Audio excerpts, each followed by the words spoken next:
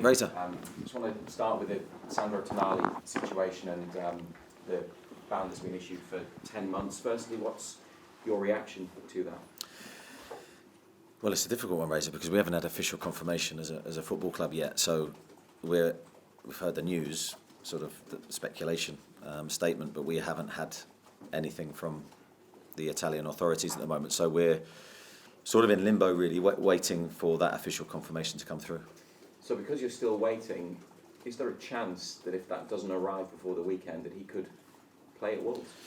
Yeah, I think there's a high chance again that he could be available for us. I still think there's a few things that have to happen before the ban's imposed. So let's see. He's still got this hanging over him, though, and you've already talked in recent press conferences about how it's been a difficult few weeks for him. How is he at the moment? Well, I think you saw from the Dortmund game, I thought he came on and did really well. He was bright. That's how he's trained. From the moment this happened, I think his training performances have been very good. So that's the only way I can judge him. His mood is the same. You know, he's good around the group. He's good around the training ground. Obviously, it is there in the background, and I'm sure when he goes home, there are difficult times for him. But from what I can see, he's handling himself in the right way. Moving on to injuries, and you picked up a couple more on Wednesday night. How are Alexander Isak and Jacob Murphy? Yeah, very different injuries. So Alex is a groin, which we don't think is serious, but it is a reoccurrence of the groin that he suffered when he was playing for Sweden. So we need to assess that. I think he's having a scan today. We don't anticipate that's going to be too bad. Jacob's is totally different. It's a dislocation of his shoulder. It's not clear what we're going to do. I think he's going to see a specialist today. You can play with these injuries, or the other side of it, he needs an operation. He'll be out for some time. Do you feel that your squad is really looking a bit thin and a bit stretched in certain areas, particularly with Isak, and you don't have too many options for centre forward? You can play other players in that role, but you are a bit light. We're a bit light in the attacking areas. I think I said I think we have a deeper squad this season. But if you get injuries in one position or certain positions, then that quickly changes. And unfortunately, we're missing Harvey, Elliott, Alex now, and suddenly our attacking resources, Jacob, look stretched. Joe Willock came back for you on Wednesday night, first appearance of the season as a substitute in the second half. How good is it to see him in a black and white shirt again? Yes, huge for us. It's been a long time. We've really missed him. I think he's, Joe's an infectious character. He's very popular again in the dressing room. The players really rate him highly as a footballer and as a person. And I think he's got those mixes of technical qualities, goal-scoring ability, and running capabilities that our midfield needs, especially with how we play. So I think he's really well suited to our style. So hopefully it's early stages for him, but hopefully he can stay fit and continue to progress and get ready and get his match sharpness back. Matt Targett also came off the bench in the second half against Dortmund and did well for you, didn't he? How tough has it been for him? Because probably last almost year or so he hasn't had a lot of regular football in the sense of starting matches. Yeah, I'm sure it's been difficult for him. I think Matt, as you say, was a regular player for us. He'd done really well in our fight to stay in the Premier League. And then I think I go back, I think he was ill before the Fulham game. We won that game and performed really well as a team. So I stuck with the team. And then from there we went on a winning run that made it difficult for him to get his place back. And Dan, in his position, has been a model of consistency. They're very different players. But I rate Matt very highly. I really do. And it's great to see him come on and do so well. I thought he made a real positive impact to the team's performance. And that's great to see. And Wolves, their results seem to be improving. I think won 2 of the last 3, including a victory over Manchester City. New manager this season. What do you make of them, and what are you expecting this weekend? Yeah, I think Gary's done a great job in a short period of time. I think it was a big task for him going in to Wolves. When you go in, I can't quite remember the time he took over, but I don't know whether it was when the season started or just before, but not a long time to sort of stamp his authority in the team in terms of a pre-season.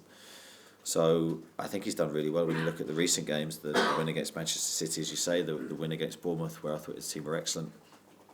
yeah, they've got some really dangerous players. Neto's in very, very good form. He's a dangerous player, Cunha, and they've got good attacking players. So we're going to have to be alert, and we're going to have to have recovered very quickly from Wednesday night, and I think that's the big challenge for us. Thanks. Andy?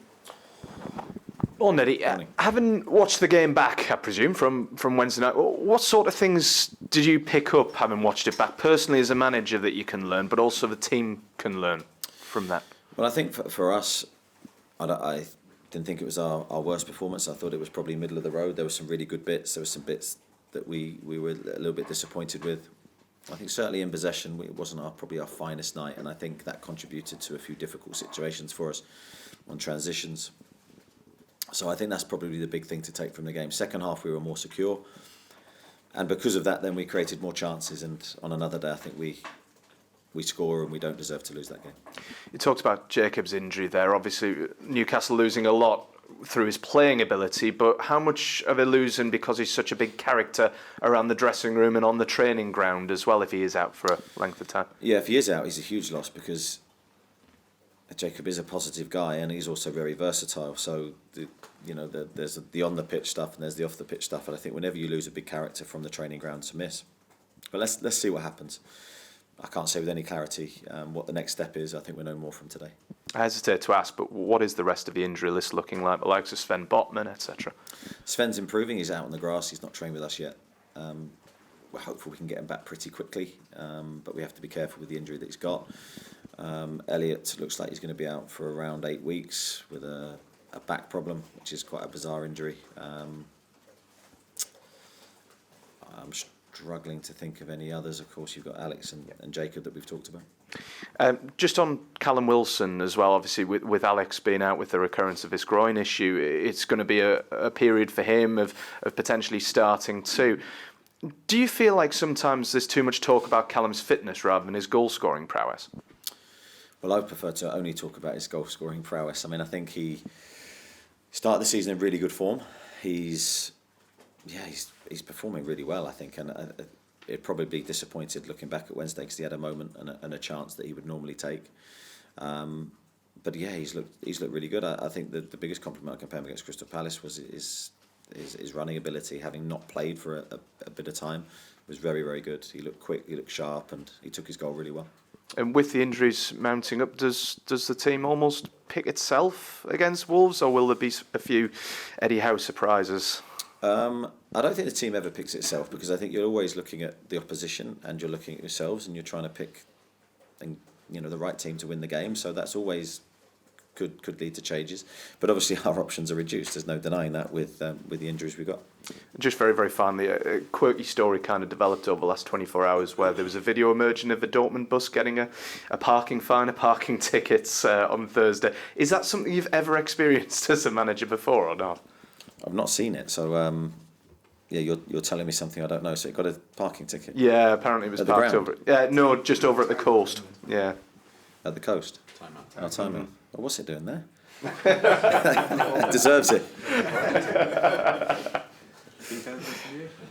No, Mark Tudor. Hi Eddie, just back to the Sandro Tonali. Is there still, I know you're waiting for confirmation, but a huge frustration that you've signed a player for a lot of money and, presumably unaware of everything was hanging over him, and possibly a transfer that might not have happened if you'd known the full fact? I think I said in the press conference the other day, I can't work with hindsight, so you make a decision at the time with the knowledge that you have. We really liked him as a footballer.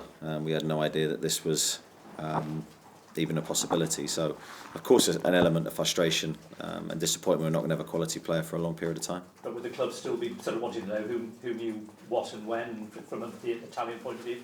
Again, I answered that the other day. I think that's for the club to decide. And in terms of Sandro himself, obviously he's a young player, but the relationship between football and gambling, this is the sort of problem that isn't going to go away. Do you think clubs can actually kind of learn from his problem and perhaps siphon that into how you deal with the young players here? I think there's always scope to improve everything that we deliver for our young players, and that's education, advising them of the pitfalls. These pitfalls have been there for many, many years for footballers. All different types of situations can occur in their careers, and it's the better we can get good guidance into them at a younger age, and then hopefully we can these situations can be avoided. And how important is it that, unlike Ivan Toney, Sandro can sort of train with you and be part of the Newcastle family for all that period of time? Well, hopefully we'll be able to, but again, we're awaiting confirmation of that. We don't know. And in terms of the injury situation, I mean, these things happen. I suppose already you're sort of looking ahead to January and what you might need to do, but possibly covering positions that you didn't necessarily think you would have to cover. Well, I think the picture can look very different when January comes. So at the moment, yes, our attacking resources are stretched. Who knows, by the time that we enter the end of December, it might look very different and those players might be back and suddenly that need isn't so strong. So it's very difficult for me to comment at this moment. And in terms of Wolves, I mean, as been mentioned, I mean, they surprised Manchester City, so I suppose that will make you doubly wary if you weren't already. I think with every Premier League game you have to be wary. I think you have to respect the opposition, you have to identify their strengths, but also be aware that if we are at our best levels, I believe we can beat anybody in the division, and that is the same for Wednesday night against Dortmund. I think if we were at our best levels, we wouldn't have lost that game, and I think the challenge for us is just to solely focus on our own performance and make sure we're at the best we can be.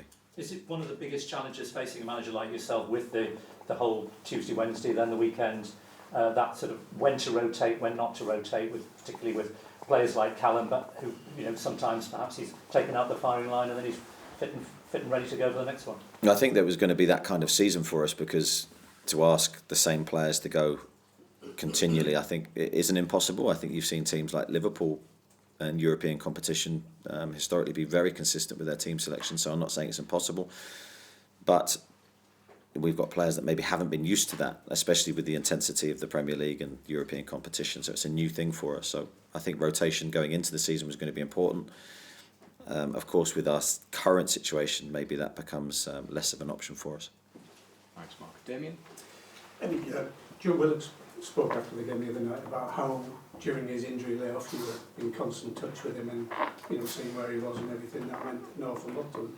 Different situation, but is it important that you maintain that same sort of thing with Sandro when things happen to unfold? I think certainly with Sandro's situation, if he is ultimately banned for that length of time, he's going to have really difficult moments within that time frame. A lot of attention on him initially, and that's a difficult situation for him. But then, no doubt, there'll be a period where it's just training, and wherever he trains, just training and no game, and that's very difficult for any player to adjust to, especially when they're fit and able to play. So that's going to be difficult, and I think the communication between us, me and my coaching staff, and him is going to be hugely important. And as a manager, does this just show how the best laid plans can be torn up, and you've got to be adaptable and reactive to situations? I think it shows that no one can ever tell what tomorrow is going to bring for any of us, and so I think it's a valuable lesson for us. We need a squad robust enough to deal with these things, although you cannot foresee that they're going to happen. That's almost a part of life and football. You never know what tomorrow's going to bring. Okay, Lee Ryder? Eddie, with Sandro, the betting situation, going back to when you were a player, I guess betting was right. If I remember covering low league football and players turning up with a racing post and stuff, it's changed a lot, hasn't it, in the last 20 years? Yeah, my playing career, I think I've said to you before, I think I told a story where I was coming in with the Times under my arm and all the players looking at me going, what are you doing? Because it wasn't sort of the done thing. Not that I'm trying to elevate myself into something intellectual. It wasn't really that. I was looking at always the sport was my first thing, but there was other elements that I wanted to invest my time in, and I think you don't see that now. You know, players' lives are different to how they were for me and players of my era. But the pitfalls are the same. You know, the pitfalls will be there, and they're disguised in many different ways, but they're there. And for the players, it's trying to make good decisions consistently about how they live their lives. And I go back to the point I made earlier. It's about education. Even for the more experienced players, they can still learn, because the rules have changed from when I played. The restrictions are clear for the players, and there's very little leeway in that, and they have to adhere to the rules in place. Yeah, I mean, we've seen yesterday that there's a possibility maybe of playing training games or friendlies at the band comes through at some stage. But is it dangerous if he doesn't get a chance to like play some kind of behind scenes games? Because 10 months is a long time for a professional not to have that sort of intensity. Yeah, 10 months is a long time for any professional athlete not to do what he does, especially in the pitch dimensions that he needs to do them in, because you can very quickly become acclimatised to playing small-sided games, which won't do him any good. So we'll await official confirmation. I hate to be vague with you, and I apologise for that, but until we get that, it's very difficult to answer.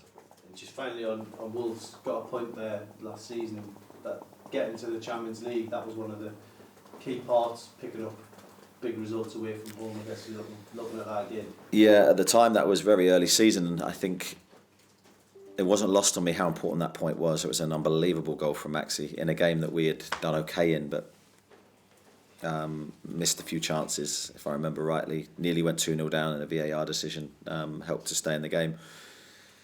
But that goal was a moment of pure magic, and sometimes you need that in a game that's tough. And I think whenever you go to Wolves, you realise it's a very difficult game. So we know this is going to be a tough challenge for us. Dominic and then Jordan. Just on Joe Willock, is he at a stage where he's ready to start matches for you in the Premier League? Slightly unclear, I'd say, on that, because he hasn't had a huge body of training with us. He has trained, and he has trained for a period of time. He's spent a lot of time with the sports science team and the physios. We haven't rushed him back, taken our time with him, and hopefully that shows, because he's a fit lad anyway. He'll be desperate to play, but I've got to choose the right moment when I introduce him to the team. And just on Elliot Anderson, how did that injury come about? Because he was involved last week at Palace, seemed okay, and all of a sudden... Yeah, just the next day he woke up, I think, with a sore back, and it didn't really go away, and so we've had scans and tests, and it looks like 8 weeks. How big a blow is that for him personally? Because it looked like it could be a spell for him where he'd be involved with potentially Sandro Tonali out, Bruno facing the potential suspension. Yeah, Elliot's hugely frustrated. We're hugely frustrated because it was a key moment for him in his career. This was sort of his breakthrough season, in a sense, to try and get more starts, and he was doing that. He was well on his way to establishing himself as a really, really important first-team player. So hugely disappointed for him and for us, because, again, his versatility was important. He could play different roles. But, again, we have to accept the situation and try and get him back to his best. Jordan. Andy mentioned talk about sort of Callum Wilson's fitness there. Is he a player that's capable of starting the next 5 games, or like all your players, do you have to be wary of his workload? I think we have to treat it very individually. So, yes, he's capable, no doubt about that. But, with every game we have to analyse his data, we have to speak to him, we have to have regular communication, and we have to make sure we make the right decisions for Callum and for the team. And that goes the same for any player, though. You have those conversations with our sports science team, the players, coaching staff, on a regular basis, to make sure that when the players take the pitch, they're in the best physical condition to perform, especially with how we play. You may have been asked this before, but who is your emergency striker if you need to call upon them, and will you have to call upon an emergency striker in the next few weeks with all the games? Yeah, well, I think we had a few. Anthony, I've said many times, I think can play and has played as a number 9. He played there for Everton and did well and scored goals. Jacobs played as a number 9, of course, now he's missing. Harvey's played as a number 9. So I think, of course, Joelinton was signed as a number 9 here. So we have players that can play that position. But of course, we want our 2 focal points and our main men fit if we can. And just on the theme of injuries, there's a little update on Harvey Barnes. How is he doing? Is it still looking like he'll be back early 2024? Hopefully we can get him back a little bit earlier than that. But he's looking towards the end of December. He's okay. I think it's a frustrating injury because it was, again, very innocuous. He felt a pain in his toe, just going to push off, which is a movement he'd have done many, many times in his career. And it's a frustrating one because I don't think there's a lot you can do early on. You have to just rest and let the bone heal.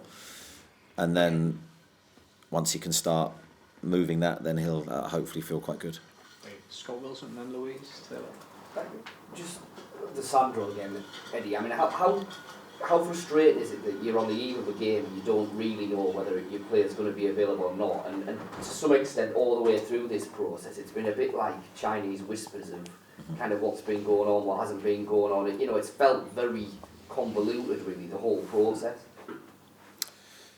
Yeah, I'm slightly removed from everything, because I'm focusing on training, and then I'll come back or game preparation, and then you'll hear little snippets and little bits of news of how things are going, which is I've sort of come to mentally accept that now with the situation, that I'm not going to know what's going on.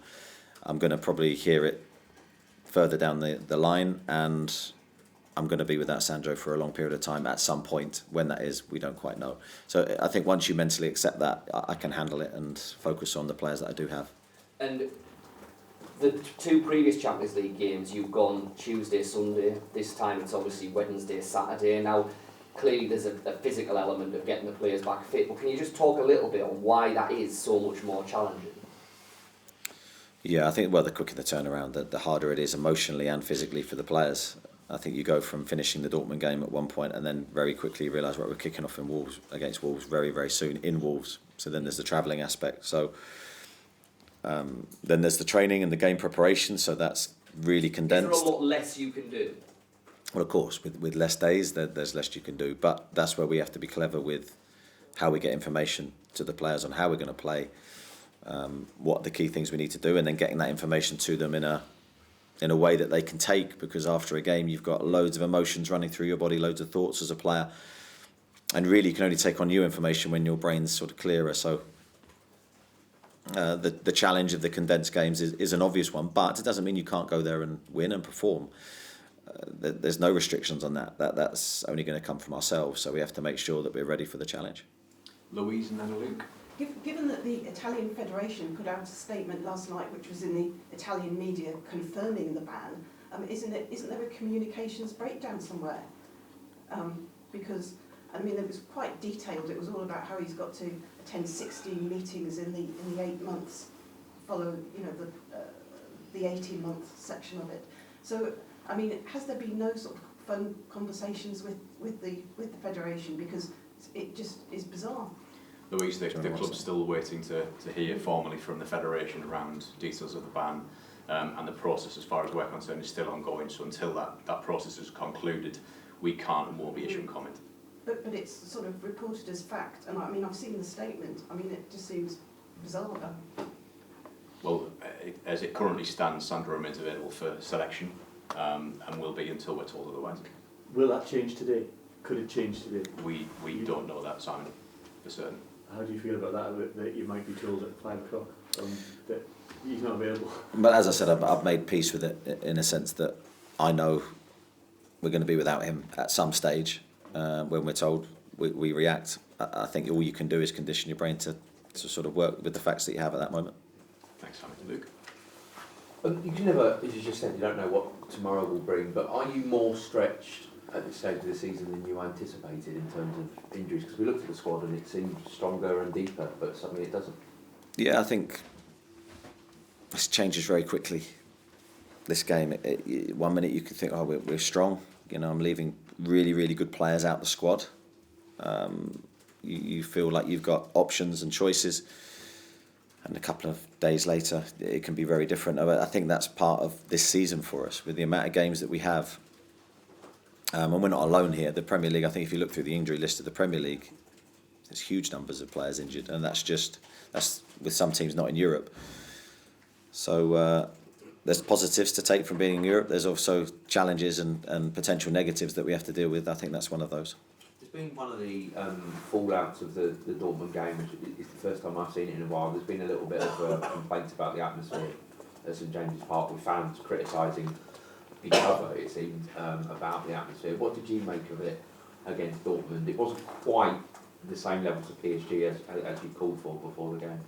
Yeah, I do think that's very difficult to recreate that atmosphere, because I think there's conditions that make it so. So the PSG was our first game at home in the Champions League for a long, long time, and I think naturally that's going to be a special game, and then the second game just has a different feel about it. But I've got no complaints with the atmosphere, and I always think that we have to create the atmosphere with our performance, and I don't think we quite did that in the first half. So the supporters will always react to what they're seeing. We didn't do enough, hence why the second half was better, and I thought the crowd really tried to help us at the end of the game. So I always think the initiative is with us. Just keeping around slightly in my head, have your plans for January changed now? I don't really have any plans for January at this moment in time. I'll have an eye on it. We'll have half an idea. But as I said, we're stretched with our attacking resources at the minute, but towards the end of December, that can look very different. So I think we're going to have to be adjustable. Okay. Martin and then George. Hi, you said a high chance of Sandro playing tomorrow. Do you have to be informed by UEFA and FIFA? And is there a time deadline today whereby if they don't tell you, then he's in? I've got no idea. Likewise, Martin, we're just awaiting confirmation on when a banning period would be imposed. At this moment, that's not clear. Who would that ban be from, Lee? Sorry, just to probably clarify. Is it FIFA that It have would be to from ban? FIFA, yes. Can you find out, Lee? Will you be able to find out for us, like what sort of the deadline is? We'll ask that, or help us. We'll ask that question. Yeah, because otherwise we're going to write something that could easily be overtaken at 5 o'clock. Absolutely. Thank you. All right, what time will he be travelling to Wolves, and as it stands, is Sandro travelling with him? Yeah, of course. At the moment, he's travelling with us. We're preparing as if he's fit and available to play. We will be travelling after training, I think roughly about 2 o'clock. So you're more than welcome to wave us off.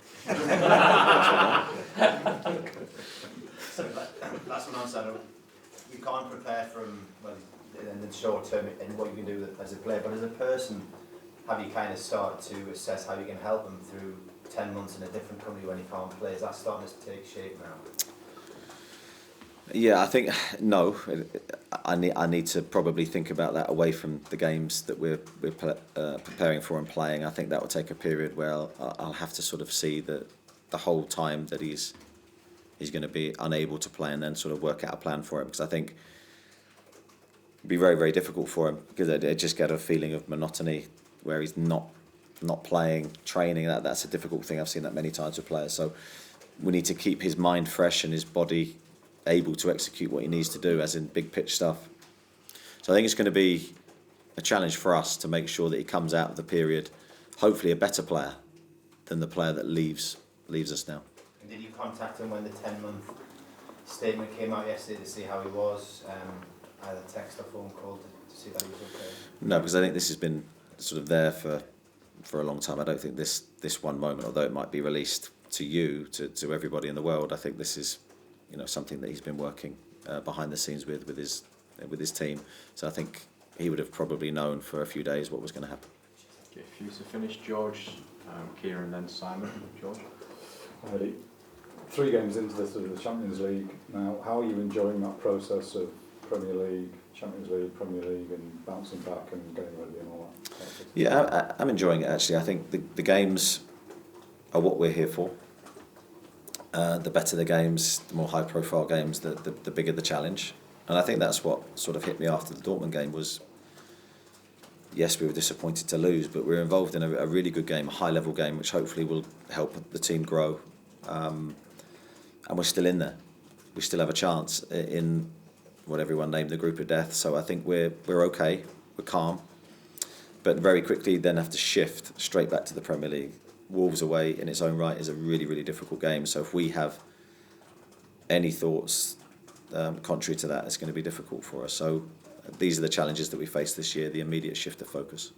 And just very briefly on Sandro, he is obviously a tough character, isn't he, to do what he's doing, having this uncertainty hanging over him on a kind of hourly basis, let alone a daily basis. Yeah, I think he is a tough character. I don't think you get to become vice captain at AC Milan. He at a relatively young age, he's had the challenge of moving to England, and I think he adapted to that and faced that with real strength. This will be a totally different thing though, and I think this is away from the football pitch. This is a personal life issue, so that's why I've decided, and the club's decided, to really support him on this. And it's been great that the whole club, the supporters included, have looked to support him, because no one knows away from the football pitch quite how difficult these things could be for young players. Kieran? We put a lot of detail into kind of the background of players and assign them. Is it possible with due diligence going forward to put even more resource into that, or can you go into any more detail? I've seen a lot of comments of people saying that we should have known. There's absolutely no way we could have known. So you can say about putting more resources to it. I think there's some things you'll never know about someone's personal life that I think that's just how it is. So you make a signing in good faith, and I think there'll always be an element of risk with any player that you sign, with any player that we've signed historically, that these things can happen. And Gary was on television earlier this week talking about his craft in depth. Did you learn anything from that ahead of this game? No, I don't think I learned anything. I think the biggest learning for me is always watching the teams. As I've said many times, I think we watch our opponents, I think, in a really detailed way, and we try to find out everything we can. I always take media appearances with a pinch of salt, to be honest, because I know from when I'm there in front of the cameras, you give a certain amount away, but you probably hide most of it. So I'm sure that's the same with Gary. Is that a surprise, Luke? And Simon to finish. Just last on Sandro. Does Sandro owe the club an apology?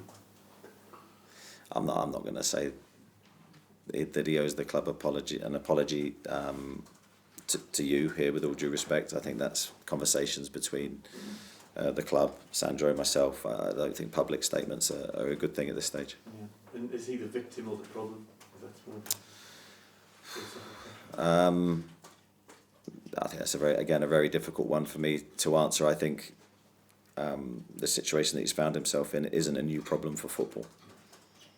And I think that's probably the best answer to give.